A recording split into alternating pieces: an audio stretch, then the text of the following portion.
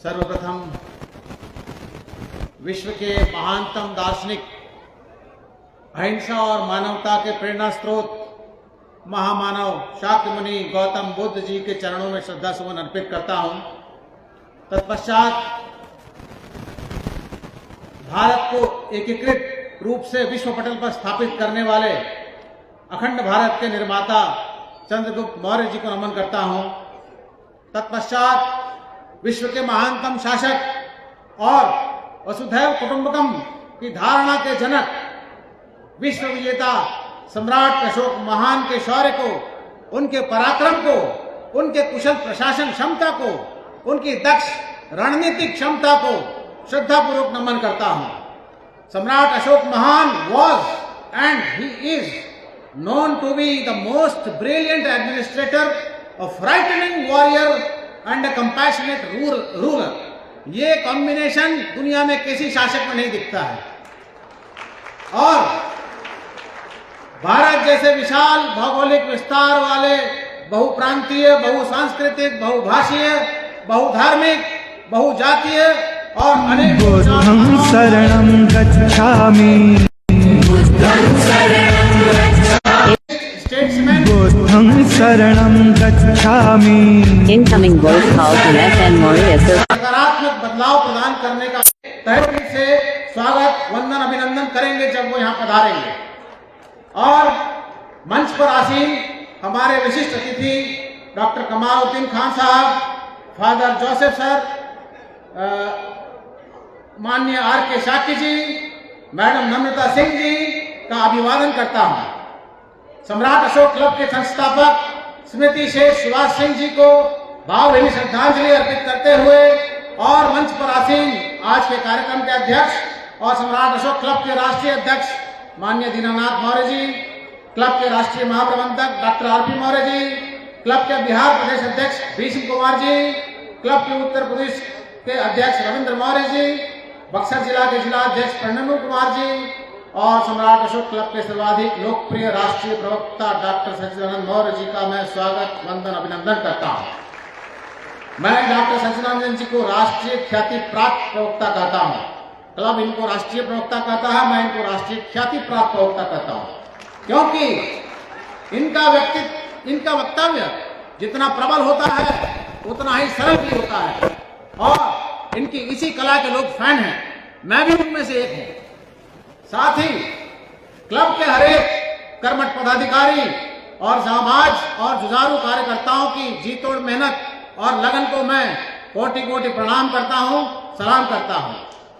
और पाटलिपुत्र मगध की पावन धरती पर इस प्रांगण में मौजूद और समस्त देश में मौजूद देश के सभी भाग्य विधाताओं को मैं सम्राट अशोक महान के 2328वें जन्मोत्सव की हार्दिक बधाइयां और बहुत बहुत धम्म कामनाएं प्रेषित करता हूं। किसी भी संगठन का आकलन आप 3 कसौटियों पर कर सकते हैं: संगठन का विचार, संगठन की वाणी और संगठन का व्यवहार। और सम्राट अशोक क्लब के पिछले 28 सालों के कार्यकलापों को उठाकर आप देख लीजिए, आप पाएंगे कि क्लब के विचार, वाणी और व्यवहार में राष्ट्रीयता फूट फूट कर भरी हुई है। चाहे संविधान दिवस को अखंड भारत महोत्सव के रूप में मनाने की पहल करने की बात हो, या राष्ट्रीय प्रतीक सम्मान समारोह मनाने की पहल हो, या धर्म विजय दिवस हो, या सम्राट अशोक महान जयंती हो, या हर घर तिरंगा फहराने का दैनिक जीवन में उतारने की बात हो, अपने इन सभी आइकॉनिक प्रोग्राम कार्यक्रमों के माध्यम से देश में सही मायने में राष्ट्रीयता और राष्ट्रवाद का भाव जन जन में, मन मस्तिष्क में जागृत और प्रज्वलित करने का काम यदि किसी संगठन ने किया है तो वह सम्राट अशोक क्लब ने अपनी अथक मेहनत और अटल इरादों से किया है। और क्लब के इस प्रयास में हमारे यशस्वी मुख्यमंत्री जी ने अपना भरपूर सहयोग, सानिध्य और संरक्षण प्रदान करके क्लब को सम्मान देने के साथ साथ क्लब के प्रयासों के प्रतिफल को कई गुना बढ़ाने का अतुलनीय काम किया है। आइए हम सब मिलकर सम्राट अशोक क्लब के इस महान कार्य के लिए और क्लब के कार्यों में माननीय मुख्यमंत्री जी की अड़ी आस्था और उनके अखंड आशीर्वाद के लिए तालियों की गगनभेदी गड़गड़ाहट से जोरदार अभिवादन करें। तालियों की गगनभेदी गड़गड़ाहट, आपका तो भवन भेदी भी नहीं हुआ, गगनभेदी गड़गड़ाहट।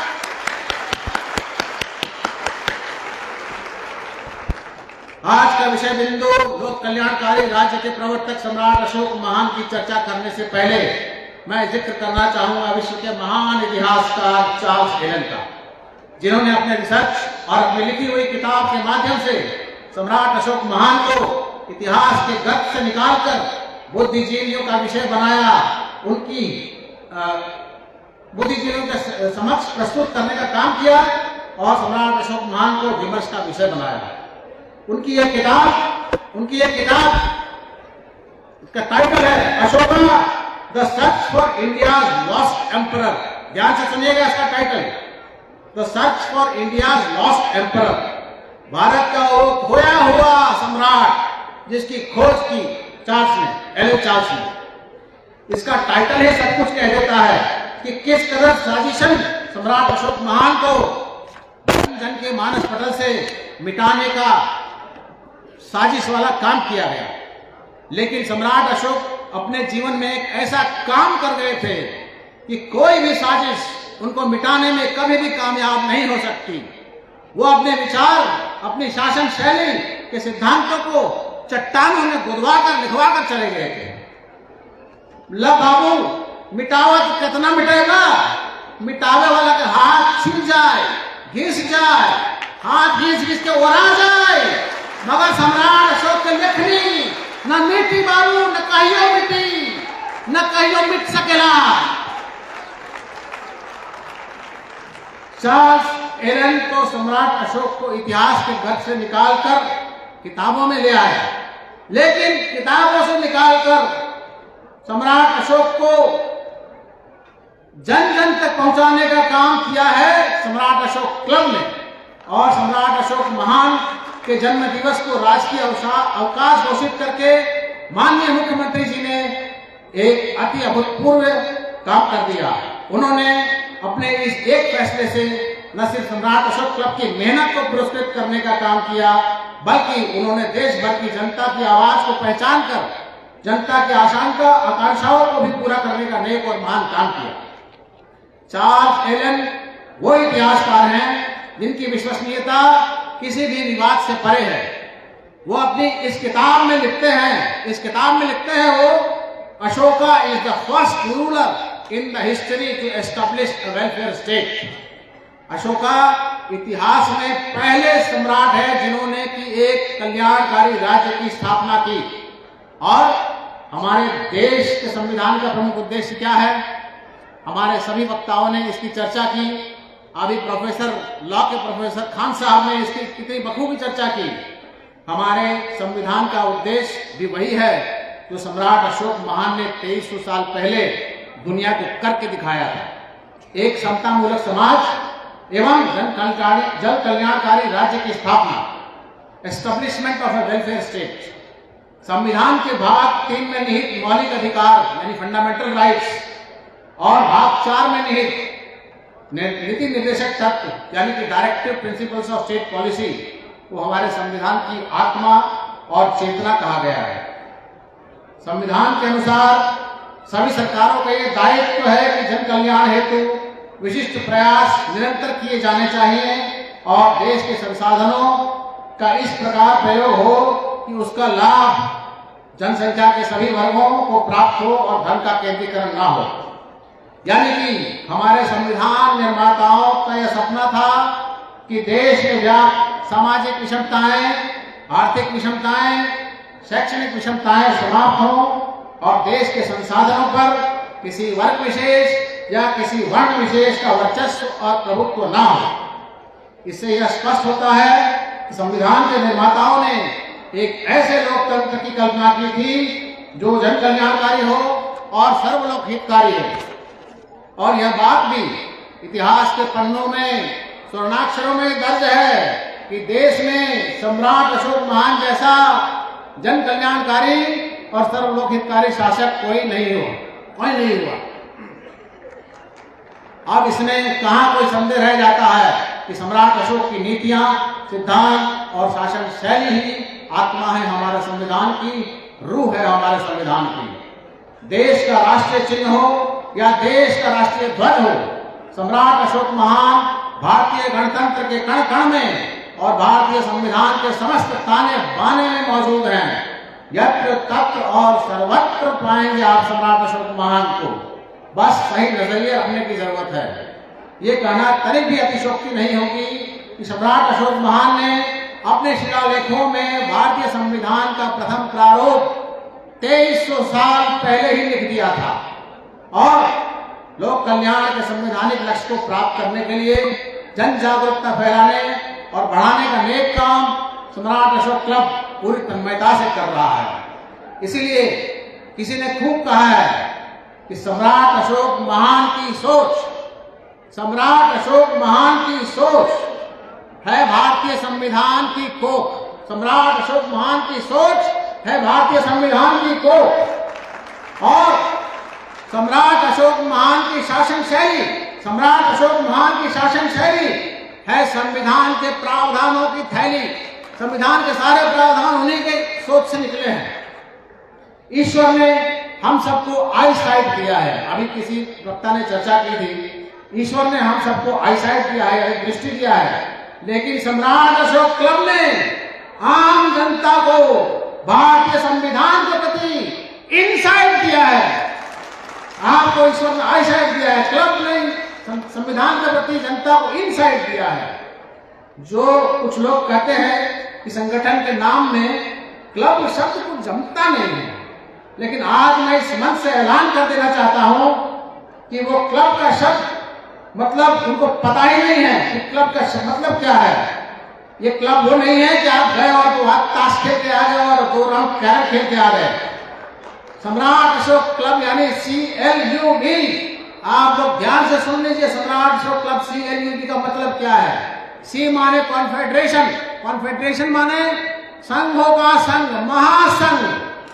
L माने लॉयल, लॉयल माने समर्पित और वफादार। U माने यूनिफाइड, एकता के सूत्र में बंधा हुआ।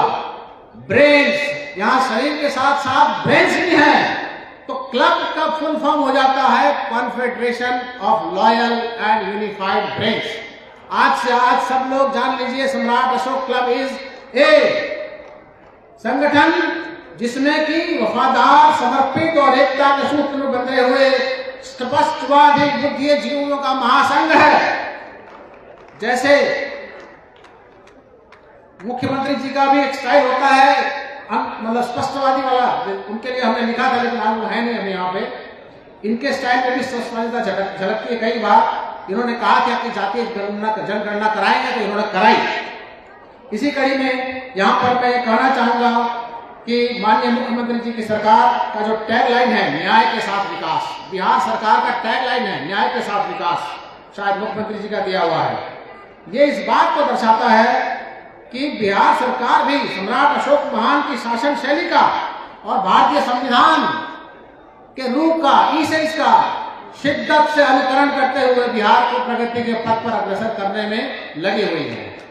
और माननीय मुख्यमंत्री जी की सबसे बड़ी उपलब्धि में मानता हूं कि इन्होंने पर्सनालिटी बेस्ड पॉलिटिक्स को बदलकर पॉलिसी बेस्ड पॉलिटिक्स कर दिया है। पर्सनालिटी बेस्ड में पर्सन की चिंता, पर्सन का इंपॉर्टेंस रहता है। पॉलिटिक्स में पॉलिसी बेस्ड पॉलिटिक्स में जनता पूछती है कि क्या पॉलिसी ला रहे हो कि हमारा वाला होगा। तो पूरे देश को आज जरूरत है कि पर्सनालिटी बेस्ड पॉलिटिक्स से हटे और पॉलिसी बेस्ड पॉलिटिक्स की ओर जाए, और ये जनता का जोर ही करवा सकता है। एक तरह से पैराडाइम शिफ्ट हो जाएगा, यानी कि प्रतिमान स्थापित करने की बात हो जाएगी, लेकिन क्रांतिकारी बदलाव लाए बिना कुछ होता नहीं, भला नहीं होता है। सम्राट अशोक महान के समय में भी जन कल्याण और सर्वलोक हित की पॉलिसी ही सर्वोपरि होती थी। राजा का महिमा मंडन और स्वस्तुति के लिए कोई स्थान नहीं था।